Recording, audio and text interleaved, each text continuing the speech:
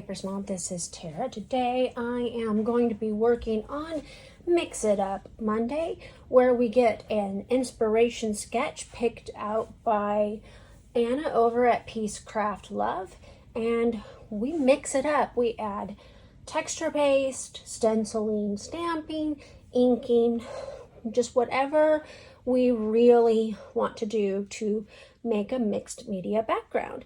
I will post that sketch up over here in the corner for you. It is a sketch from Inspired Blueprints. They are no longer in business, but luckily for us, all of their sketches are still available for us to find on Pinterest and other places, so we can use them. This is a great sketch, except for when I first looked at it, I looked at that background like, that's glitter. Ah! Okay, I don't like glitter. There will be no glitter on this page unless I use a glittery texture paste. But anyway, I just wanted to put that out there. I hate glitter. I love paper, don't like glitter. Anyway, so what I'm using are these two photos. This is my son and our dog. He was home to visit us, and he had actually brought his puppy with him. And he was loving up on our dog, who was just a little bit older than his puppy. This was in September, so Tucker was about 10 months old in this photo. And it was right before we moved to Fort Campbell, Kentucky, I think we were just days away from a pack out. I'm pulling in some large buttons for the floral elements, as well as some chipboard pieces for those floral elements. I've also pulled out some of these freckled fawn pieces. I'm looking at the hearts mostly, but I may use the enamel dots. I've got some labels, and I've got two pieces of freckled fawn cardstock that I'm going to use to map those photos. I'm going to cover up that yes girl. Here is a piece of striped pattern paper from my June counterfeit kit. It is a scrap, and this I'm bringing in for that scallop border that is in the sketch. This is a branding strip from Sassafras Lass. Very old paper. I have a set of thickers and thickers phrases, and that is what I am going to be using for this layout. So I'm going to go ahead and pause this video. I'm going to clear my space a little bit, and I'm going to trim this. This is Vicky Bouton Foundation's papers, and I know I'm going to be using texture paste and probably some sort of paint. I want to make sure that I have the right base. And so I will trim off that piece there, and I'm going to get out a stencil and my texture paste, and I'll be right back. So the first thing I want to do is I want to get this texture paste onto my background with this stencil. This is one of my favorite, the Crafters Workshop stencils. It is super duper old. It's at least 10, maybe even 12 years old in my stash, and I still find that I grab it. I am just spreading this texture paste kind of in a circle element on this background. So here I'm going to pull off the stencil so that you can see what I've got on there. It kind of fits really well right in the middle of my background page. And of course, the very next step is I'm going to be adding some watercolor to my dry texture paste background. I'm choosing, I think, 3 colors. I'm using this beautiful blue color, trying to pull colors from that striped scrap that I am using on my layout, and I'm just kind of pulling in as much as possible. Now, this is one of my favorite ways to play with texture paste. I love how the watercolor pulls up on that texture paste and creates light and dark edges, and it outlines some of the circles on that background. It makes my heart happy to see how this does this. Now, one of the things that I'm not going to do this time is I am not going to roll it with a paper towel, because I want this background to be saturated, and I want this these watercolors to dry the way that I'm putting them on here. Now, you will note that I am not really blending between the colors. This green is actually one of my favorite shades of green, and I just really want to have these colors on this background. The last color I'll bring in, I believe, is an orange.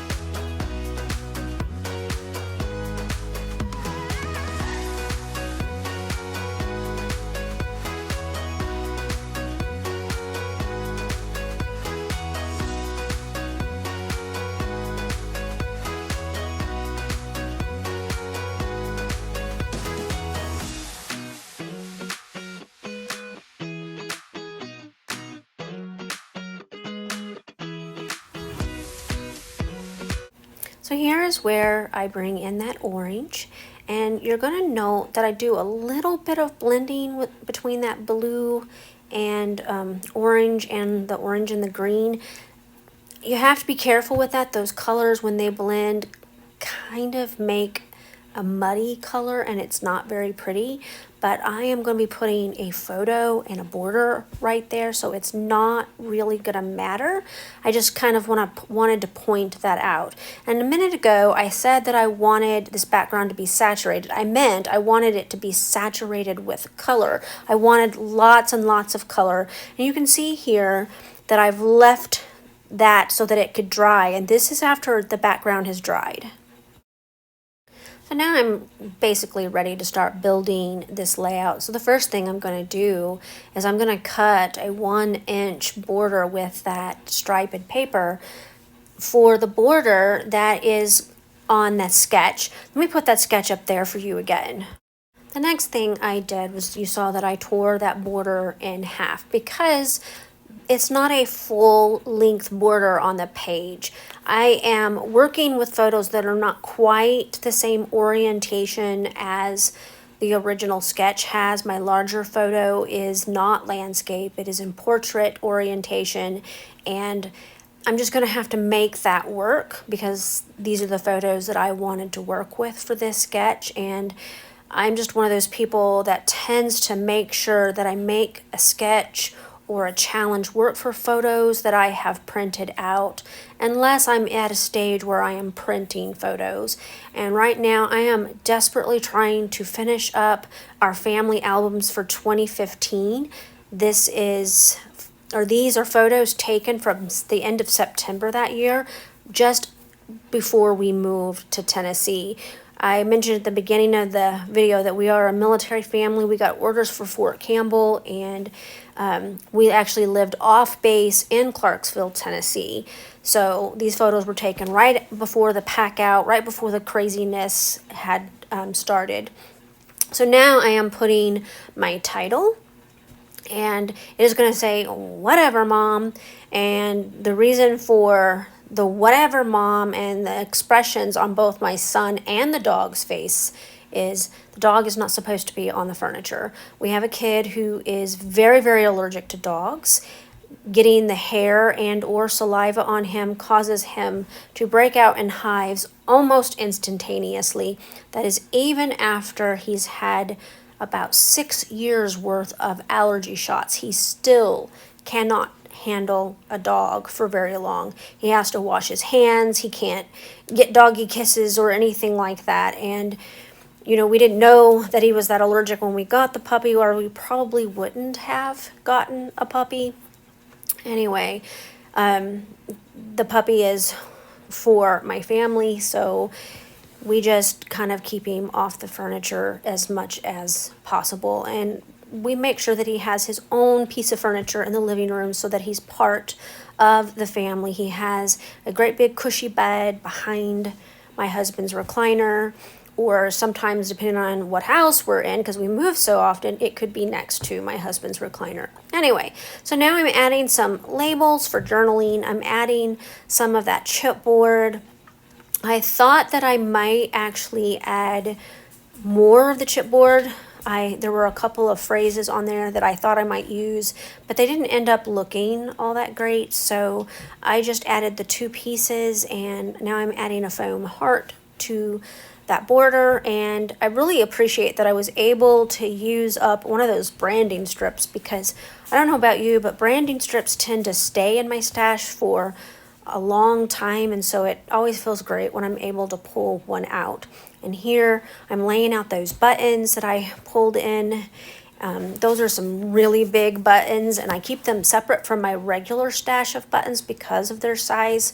And so it also feels really great to use a couple of those as well. All right, so I have everything glued down. I used glue dots for the buttons, liquid glue for the chipboard pieces that I put on here. I did add a little bit of liquid glue to the labels because with the texture paste, they weren't sticking very well. The foam phrases and heart stick perfectly fine. I don't usually have to add additional glue to those. So I want to thank you for stopping by my channel today.